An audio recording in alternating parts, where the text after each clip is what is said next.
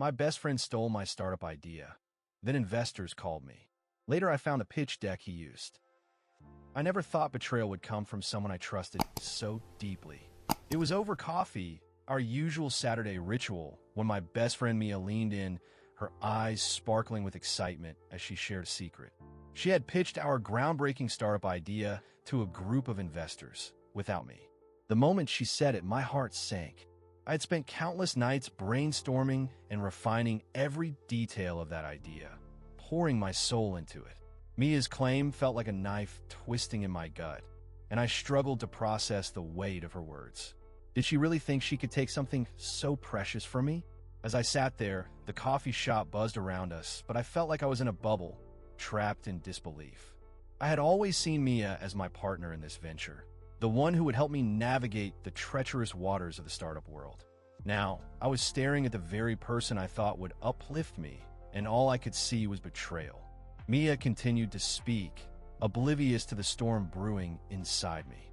She talked about how the investors were impressed and how they wanted to meet again to discuss funding. I forced a smile, nodding along, but inside, I was a whirlwind of anger and confusion. How could she do this to me?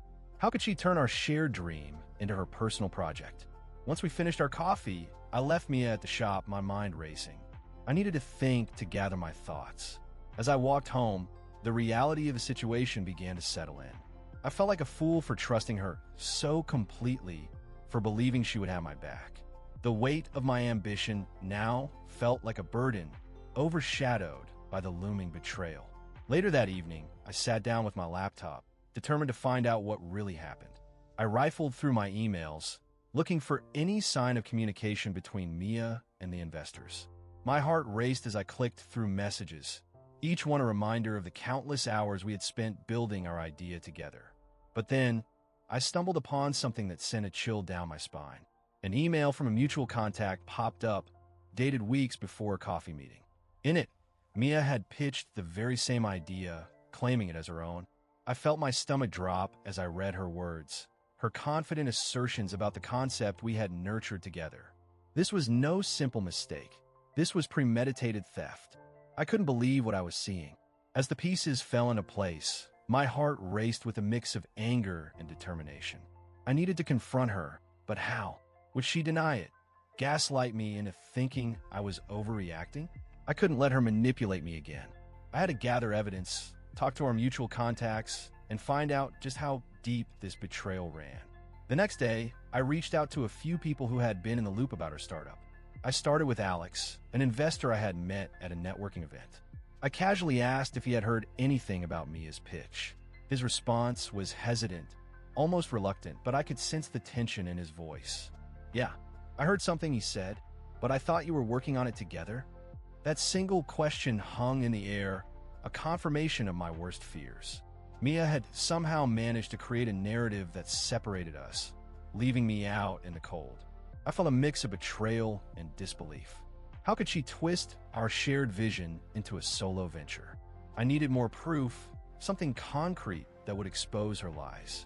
As I delved deeper, I learned that Mia had been speaking to other investors too, all while pretending to support our idea.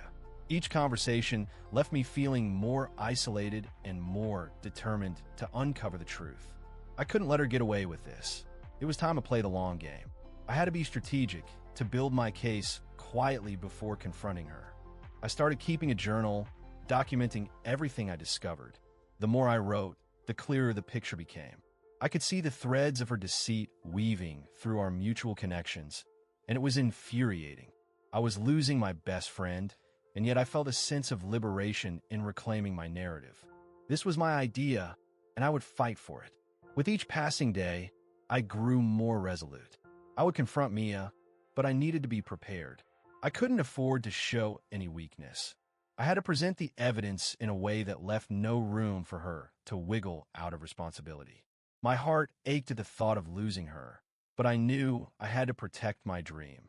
As I prepared for the inevitable confrontation, I couldn't shake the feeling of dread. What if she turned the tables on me? What if she made me doubt my own reality? I had to remind myself that I wasn't just a victim in this situation. I was a creator, and I would reclaim what was rightfully mine. I felt the tension building inside me, a mix of fear and determination. Each moment spent preparing for this confrontation was like a countdown to a storm. I had to be ready for whatever Mia might throw my way. This was just the beginning, and I was determined to see it through. The morning after my shocking discovery, I felt like I was walking through a fog. Mia's betrayal hung over me like a dark cloud, and I couldn't shake the feeling of disbelief. I replayed our conversations, the laughter over coffee, the excitement about our future, and all I could think was how easily she had twisted that into her own narrative. The warmth of friendship felt like a distant memory, replaced by a chilling realization that I was now in a battle for my own idea. I spent the day at my desk, but my mind was elsewhere. Each time I glanced at my phone, I half expected a message from Mia, some explanation that would somehow justify her actions. But as the hours dragged on, the silence only deepened my confusion. How could someone I trusted so completely turn around and do something so calculated?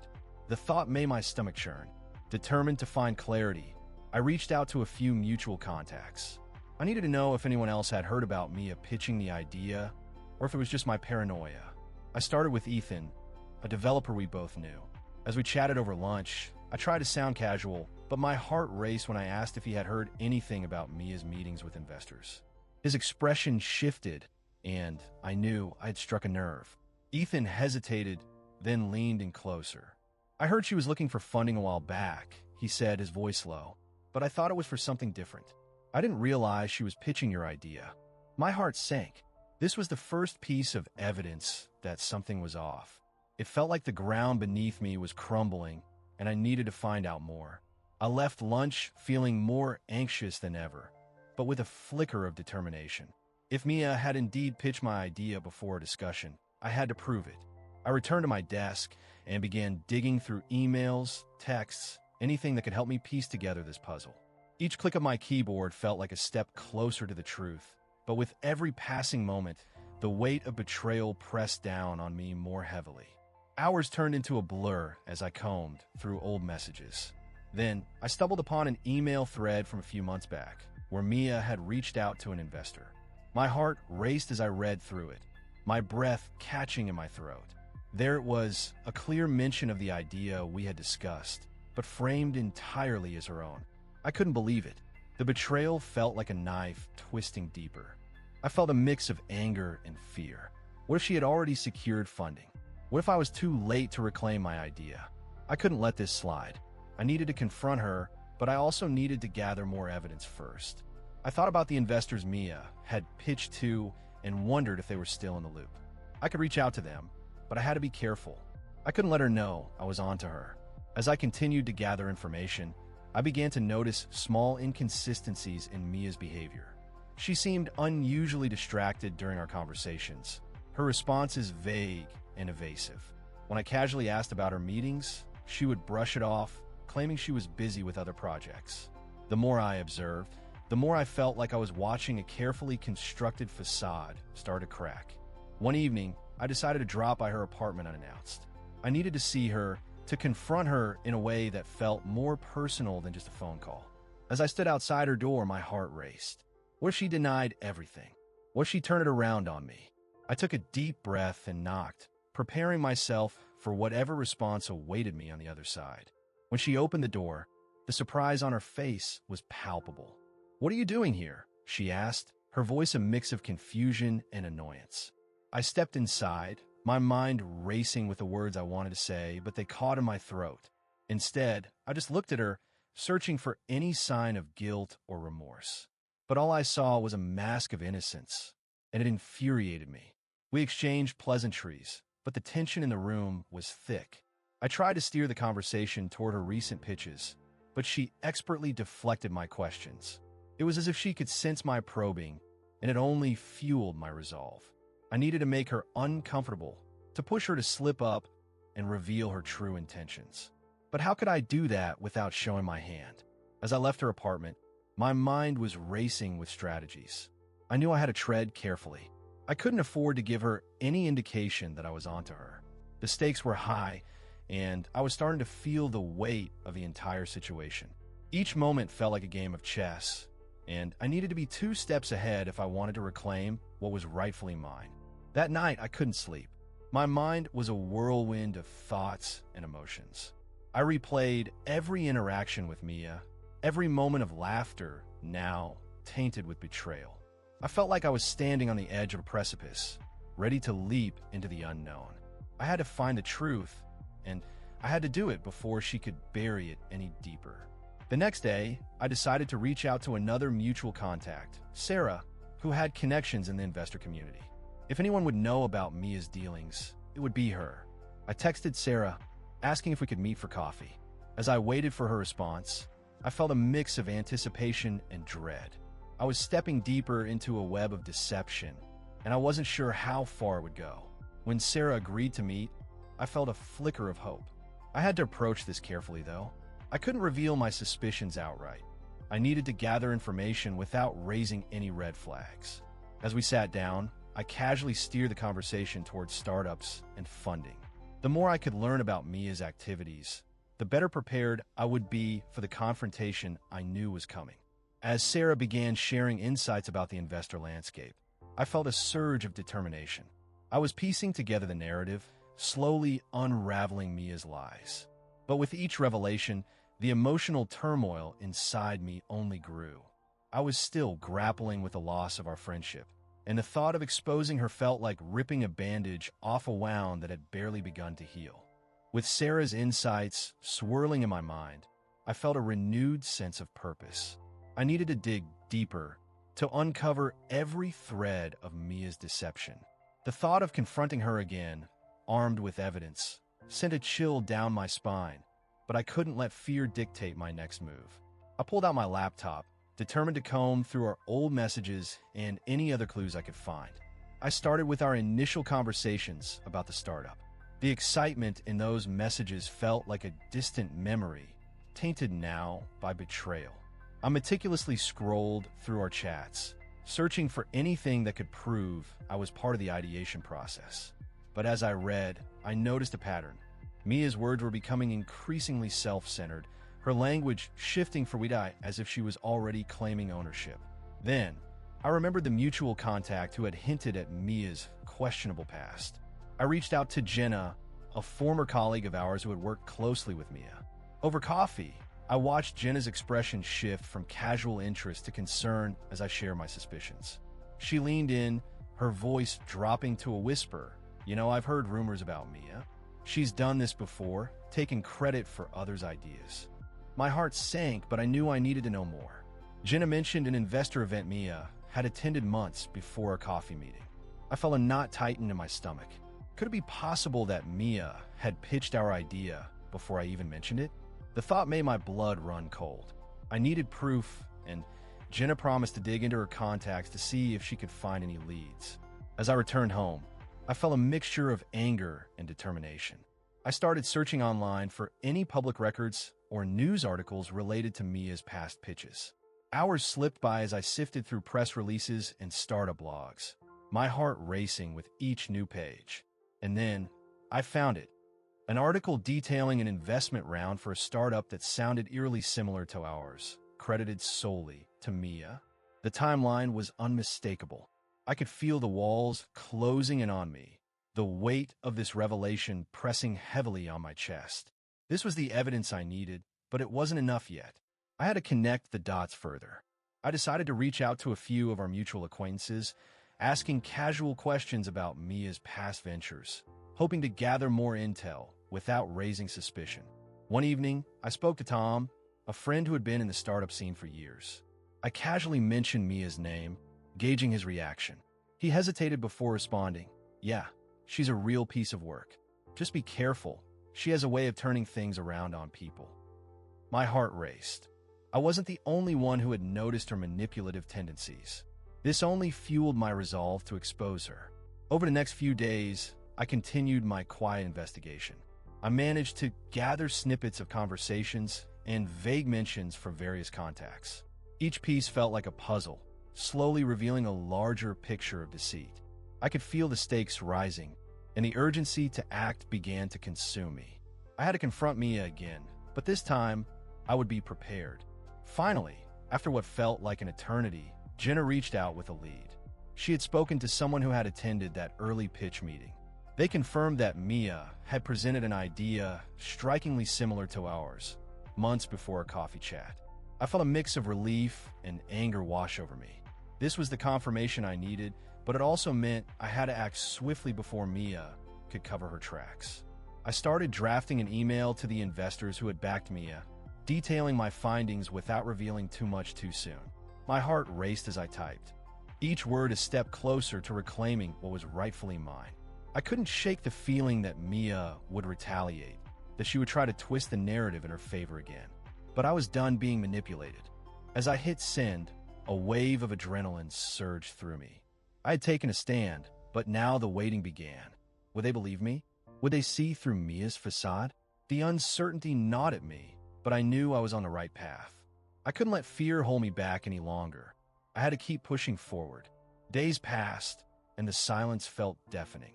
I kept replaying our last confrontation in my mind, Mia's dismissive tone still echoing. I knew she would be on the lookout for any signs of trouble, but I was ready. I had allies now, and I was gathering more evidence every day. The pressure was mounting, and I could feel the walls closing in on Mia, too. Then, a breakthrough came when I received a response from one of the investors. They wanted to meet. My heart raced. This was my chance to present my case.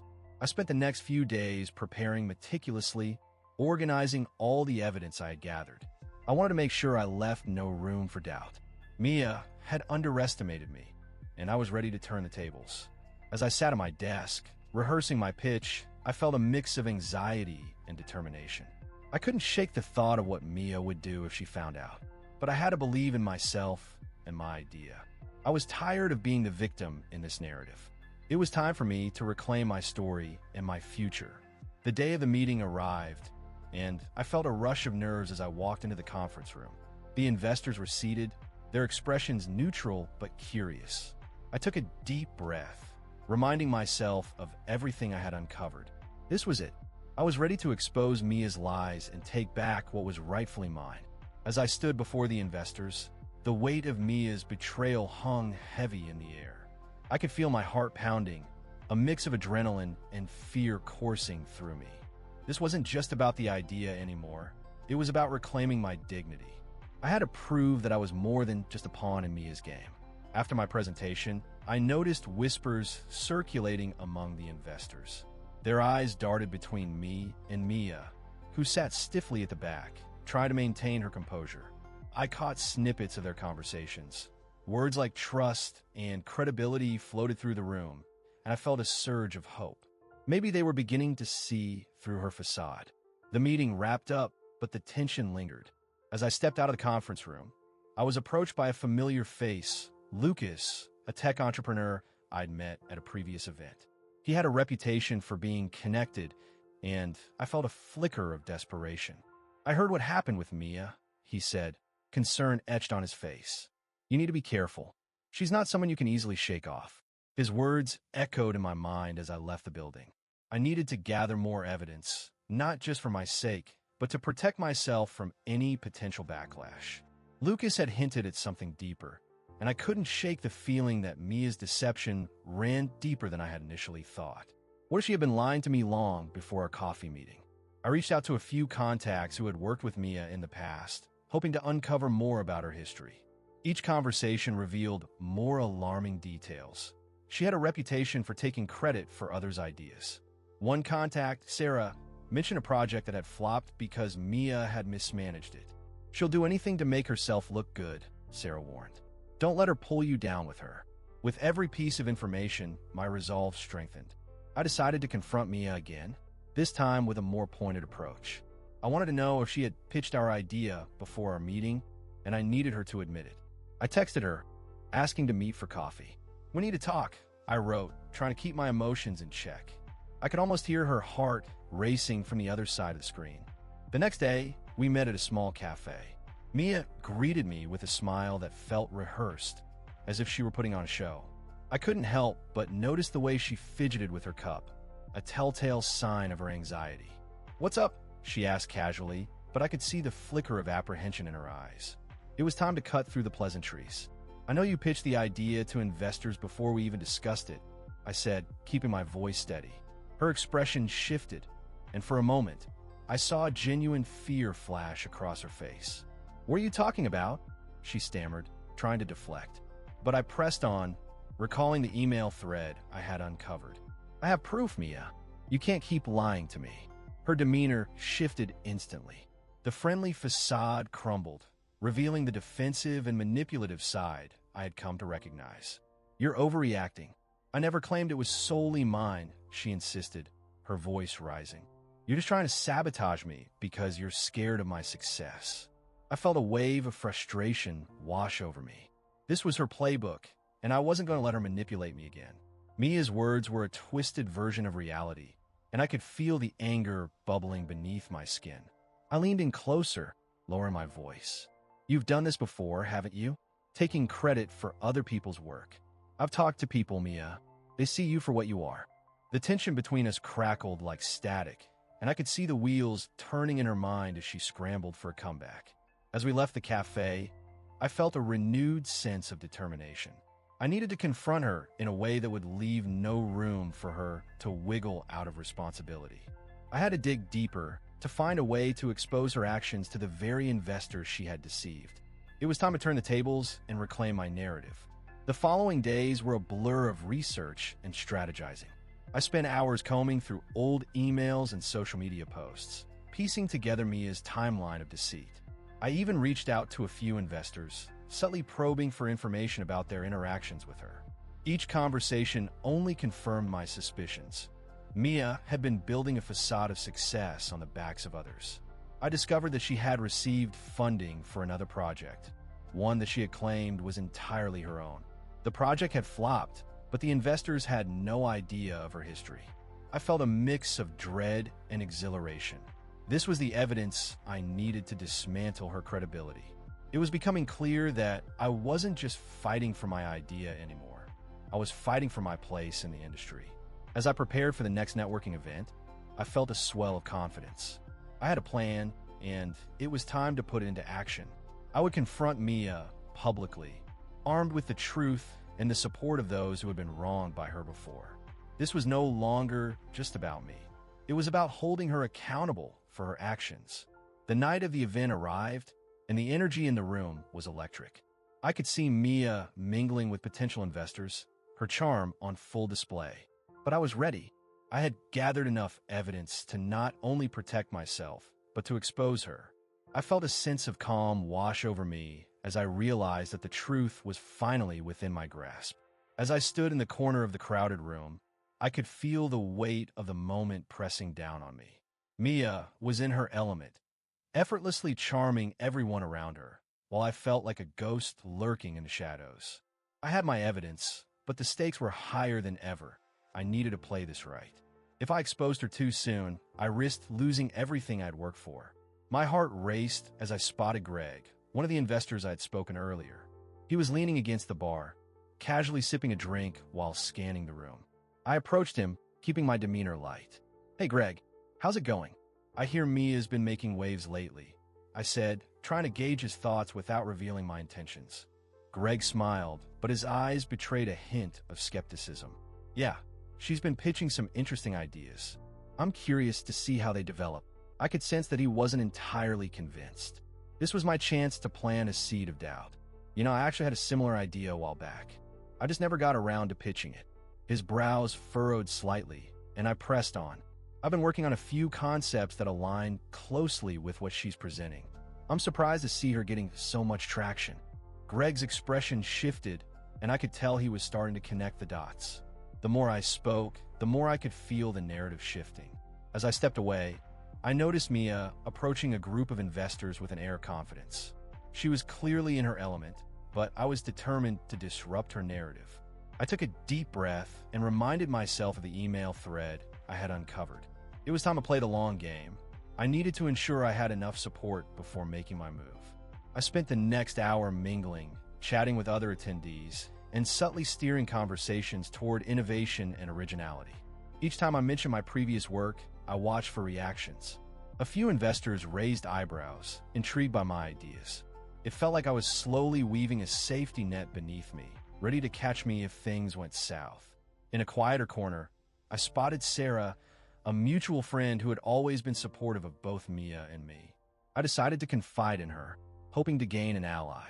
"Hey, Sarah, can we talk for a minute?" I pulled her aside, keeping my voice low. "I'm feeling a bit uneasy about the whole situation with Mia. I've heard some things that don't sit right with me." Her eyes widened, and she leaned in closer. "What do you mean? I thought you two were working together on this." I hesitated, weighing my words carefully. "It's complicated. I've got some concerns about the originality of her pitches. I think she might be taking credit for ideas that aren't entirely hers." Sarah frowned, her expression shifting from curiosity to concern. "That's a serious accusation. Do you have proof?" I nodded, my heart pounding. "I've got emails and some conversations that suggest she's been misleading investors. I'm just trying to figure out the best way to handle it." She looked thoughtful, glancing back at the crowd. "If what you're saying is true, you need to be careful. People can turn on you quickly in this industry. But I believe you. Just be strategic about how you approach this." I felt a flicker of hope.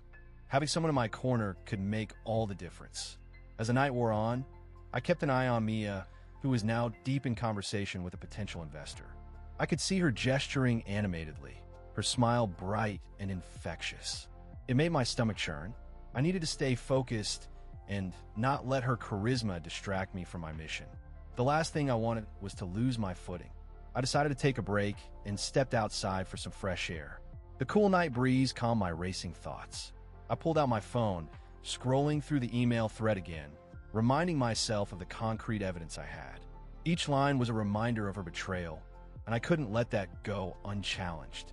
Suddenly, my phone buzzed with a message from Greg. "Hey, I'd like to chat more about your ideas. Can we meet up next week?" My heart raced with excitement and anxiety. This was the opportunity one needed to solidify my position. I quickly typed back, agreeing to meet, feeling a surge of determination. I had to make my voice heard. As I walked back into the venue, I spotted Mia again, laughing with her new entourage. I felt a surge of anger mixed with resolve. I wouldn't let her manipulate the narrative any longer. I had to ensure that when I confronted her, I was backed by the right people. The walls were closing in on her, and soon, the truth would be laid bare. With renewed purpose, I made my way through the crowd, engaging with investors and sharing snippets of my vision. I wanted to create a buzz around my ideas, a contrast to Mia's fabricated claims. Each conversation felt like a step toward reclaiming my narrative, and I was determined not to falter now. As the event began to wind down, I found myself surrounded by a small group of interested investors. They were asking questions, and I could feel the excitement building. This was the moment I had been waiting for, a chance to showcase my ideas and demonstrate my credibility without Mia's shadow looming over me. As I stood there, surrounded by the buzz of enthusiastic investors, I felt the weight of my plan pressing down on me. I had spent days meticulously preparing for this moment, knowing it was my chance to prove my worth. But deep down, a gnawing anxiety lingered. Was Mia lurking in the shadows, ready to undermine me again? I had to ensure that she wouldn't sabotage my efforts this time. I glanced around the room, searching for familiar faces. Among the investors, I spotted Clara, a well-respected figure in the startup community. We had met briefly at another event, and I remembered how she had seemed genuinely impressed by my ideas. If I could secure her support, it would add undeniable weight to my pitch. But I also knew that Mia had been in touch with Clara, and I couldn't shake the feeling that I needed to tread carefully. Before the event, I had discreetly reached out to Clara, asking if we could chat after my presentation. I wanted to gauge her thoughts on my revised pitch without Mia's influence. As I made my way through the crowd, I spotted Clara standing by the bar, her eyes scanning the room. I took a deep breath, ready to put my plan into action. As I approached, Clara's face lit up with a smile. "Hey, I'm excited to hear what you've been working on," she said, her enthusiasm infectious. I couldn't help but feel a rush of confidence. This was my moment to shine, to share my vision without the looming shadow of betrayal. But I also needed to subtly probe for any information about Mia's activities. I had to know if she had been spreading lies or attempting to undermine my credibility.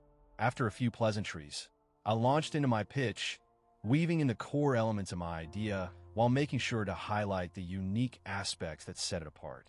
Clara listened intently, nodding along as I spoke. But as I finished, I noticed a flicker of concern cross her face.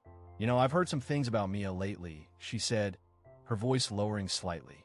"Are you sure she's not trying to get in on this?" Her words sent a chill down my spine. I had hoped to keep Mia out of the conversation, but it seemed her reputation was already starting to precede her. I forced a smile, trying to keep my composure. I'm aware of her past behavior, but I'm confident in my approach.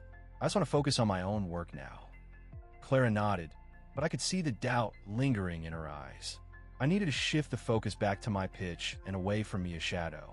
As we wrapped up our conversation, I casually asked, "Have you had any recent discussions with Mia?" I wanted to see if she had any insights into what my former friend was up to. Clara hesitated, glancing around before replying. "We had a brief chat a few weeks ago. She seemed really interested in this idea, but I got the impression she was trying to take credit for it." My heart raced. I wasn't imagining things. Mia was still trying to manipulate the narrative. I left the conversation feeling both empowered and unsettled. I had more evidence to support my case against Mia, but I also realized that I needed to act quickly. I decided to reach out to other contacts who had been close to Mia, hoping to gather more intel about her recent activities. If I could compile a solid case against her, I could expose her for what she truly was, a thief in disguise. Over the next few days, I reached out to several people in our network. I carefully worded my inquiries, trying to sound casual while digging for information. One contact, Mark, was particularly helpful. He had been in the same circle as Mia and had witnessed her manipulative tactics firsthand. "She's done this before, he told me over coffee. I've seen her take ideas from others and claim them as her own." Mark's revelation confirmed my suspicions. I felt a surge of determination. I wasn't going to let Mia walk away unscathed. As we spoke, I mentioned the email thread I had found, where Mia claimed sole ownership of our idea. Mark's eyes widened, and he leaned in closer. "You have to show that to the right people. It could be the nail in her coffin." That conversation lit a fire in me. I spent the next few nights compiling all the evidence I had gathered. I organized emails, messages, and notes from conversations, creating a comprehensive timeline of Mia's deceit. I knew that presenting this information to the investors would be crucial. It wasn't just about proving my worth. It was about ensuring that Mia faced the consequences of her actions. With my evidence in hand, I felt a mix of anxiety and excitement. I had to choose the right moment to reveal everything. I couldn't let my emotions dictate my actions. This was a strategic game now. I decided to wait until the next networking event, where Mia would be present. It would be the perfect stage to expose her lies and reclaim my narrative. As the date of the event approached, I felt the tension building. Every conversation I had with mutual contacts seemed charged with an undercurrent of secrecy. I could sense that Mia was also preparing for something, but I couldn't quite put my finger on it. It was as if we were both gearing up for a battle, each waiting for the other to make the first move. On the day of the event, I arrived early, taking a moment to collect my thoughts. I rehearsed my presentation in my mind, visualizing how I would reveal the truth about Mia. I spotted Clara and Mark mingling with other investors, their expressions serious. I approached them, feeling the weight of my plan pressing down on me. "Are you ready for this?" Clara asked, her eyes searching mine. I nodded, determination coursing through me. "I am." As the crowd began to gather, I took a deep breath, steeling myself for what was to come. I could feel Mia's presence in the room, a dark cloud hovering over my excitement. This was it, the moment I would finally take back control of my story and expose the truth behind her betrayal. I just hoped it would be enough. The buzz of the crowd around me felt electric, but I was anchored in a whirlwind of anxiety. Mia stood at the edge of the room, her eyes darting between the investors and me, like a predator assessing its prey. I had gathered every piece of evidence I could find, but the weight of the moment was still crushing. Would it be enough to burn her down? I spotted Ethan, one of the investors who had been skeptical of Mia's pitch from the start. He was chatting with another potential backer, and I felt a flicker of hope. If I could get him to listen to my side of the story, it might shift the tide. I took a deep breath, determined to make my move before Mia could spin her narrative. As I approached, I could hear snippets of their conversation. Ethan mentioned how he had been burned before by entrepreneurs who exaggerated their contributions. My heart raced. This was my chance. I leaned in, interrupting their discussion with a polite but firm tone. "Ethan, do you have a moment? I need to talk to you about Mia's claims." He looked at me, surprised but intrigued. "Sure, what's going on?" I gestured for him to step aside, hoping the urgency in my voice would compel him to listen. "I have evidence that contradicts everything she's been telling you. I think you deserve to know the truth before making any commitments." Ethan raised an eyebrow, his skepticism evident. "What do you mean by evidence?" I pulled out my phone, ready to show him the email thread that had been my lifeline through this chaos. Mia pitched our idea to investors months before we even discussed it. She's been claiming sole ownership, and I have the emails to prove it. His expression shifted from curiosity to concern as I scrolled through the messages, my heart pounding in my chest. I could see the gears turning in his mind as he read the damning words. This is serious," he finally said, his voice low. "If what you're saying is true, it changes everything." Just then, I caught a glimpse of Mia moving through the crowd, her gaze locking onto mine with a mix of annoyance and panic. I could see she was trying to gauge the situation, her facade cracking. I needed to act fast. "Ethan, I know this is a lot to take in, but I have more than just this email. I can show you the timestamps, the drafts, everything." He nodded slowly, still processing the implications. "Let's step outside. I need to hear more." As we moved toward the exit, I felt a surge of adrenaline. This was the moment I had been waiting for, the moment that could turn the tide. But the reality of what was at stake loomed large. If I failed, Mia would continue her deceit unchallenged. Once outside, the cool air hit my face, sharpening my focus. I pulled up the email thread again, showing him how Mia had not only pitched the idea, but also secured funding based on false claims. "Look at this." She even included details we discussed in private, twisting them to make it seem like she was the sole creator. Ethan's brow furrowed as he read, his expression darkening. "This is beyond unprofessional. It's unethical. If she's done this before, it could seriously damage her reputation." My heart raced at the thought of Mia facing the consequences of her actions, but I also felt a pang of sadness. We had once been friends, and now I was about to expose her betrayal to the world.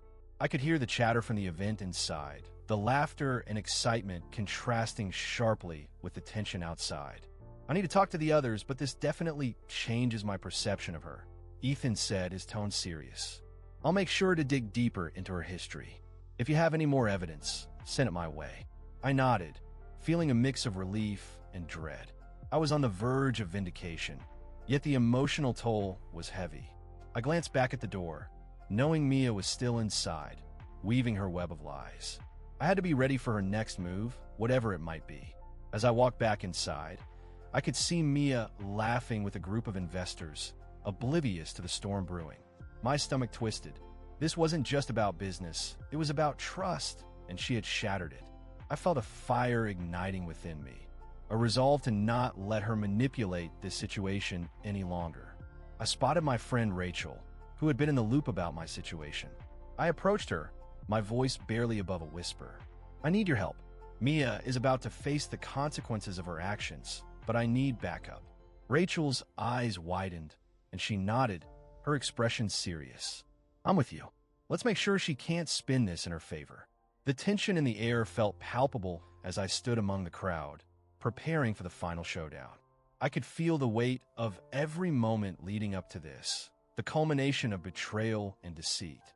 I had to stay strong. I had to be ready to confront Mia once and for all. As the evening wore on, I kept my eye on her, waiting for the right moment to strike. I could feel the energy shifting, the anticipation building as investors began to drift toward me, curious about my side of the story. I was ready, but a part of me wondered if I could handle the fallout of what was about to unfold. As I stepped onto the makeshift stage, the weight of every moment that had led me here pressed down on my shoulders. My heart raced, not just from adrenaline, but from the enormity of what I was about to expose. I glanced at my friend, her expression a mixture of confidence and dread, as if she knew the tides were turning against her. But this time, I wouldn't back down. I had the truth on my side. I cleared my throat, the room quieting as I began. Thank you all for being here. I want to share a story about innovation, trust, and betrayal in the startup world. I could see a few investors leaning in, intrigued. The moment felt electric, a spark igniting my resolve. I continued. A few months ago, I had a groundbreaking idea for a startup that I shared with someone I considered a friend. What I didn't know was that she had other plans. The crowd shifted, eyes darting between me and my friend, who was now visibly tense. I took a deep breath, recalling the email thread that had shattered my trust. I discovered that my friend pitched this idea to investors without my knowledge, claiming it as her own. She even received funding based on false claims.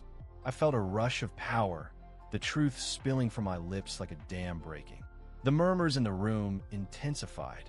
I pulled out my phone, projecting the key email onto a nearby screen. The silence that followed was deafening.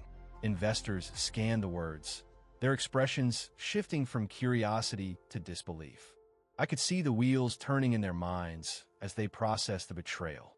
My friend's face paled, her bravado crumbling under the weight of undeniable evidence. This was the moment I had envisioned, yet it felt surreal.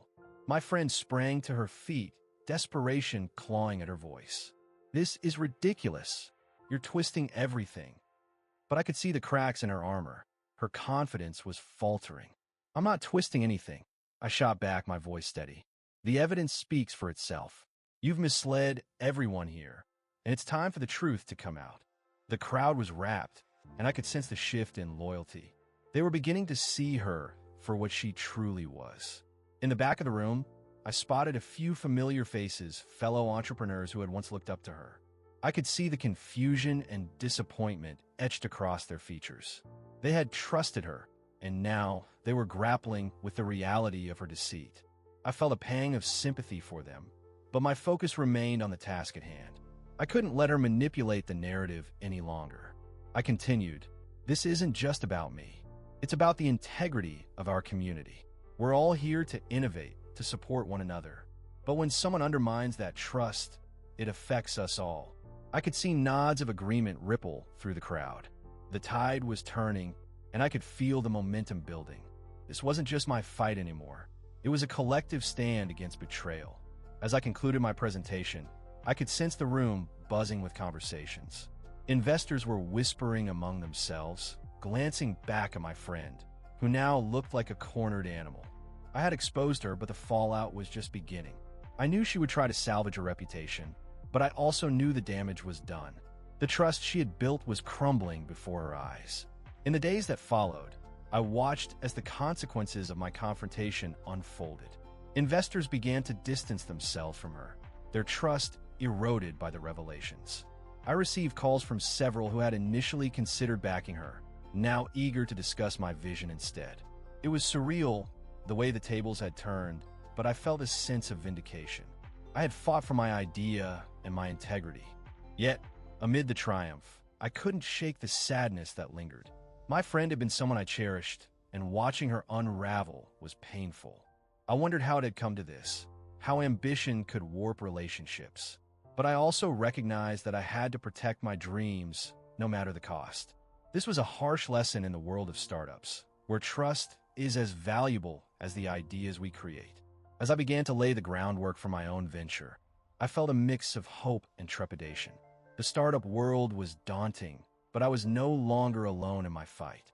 I had built a network of supporters who believed in my vision, and together we could challenge the status quo.